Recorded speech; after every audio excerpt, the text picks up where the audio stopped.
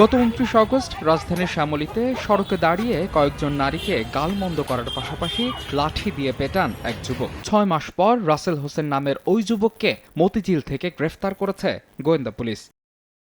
সম্প্রতি লালমাটিয়ায় 2 নারী শিক্ষার্থী হেনস্থার শিকার হন। এ ঘটনায় মোহাম্মদপুরের বাসা থেকে অভিযুক্ত রিঙ্কুকে গ্রেফতার করা হয়।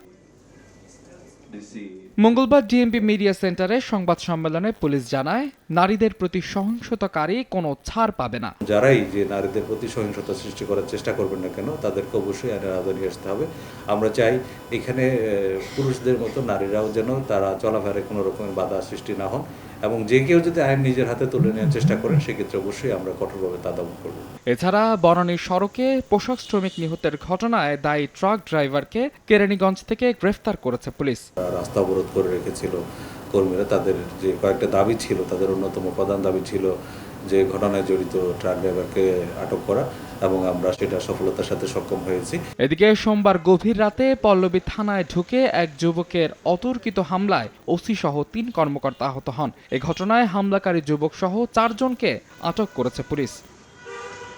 মাহাদ ইসলাম ধ্রুব, সময় সংবাদ, ঢাকা।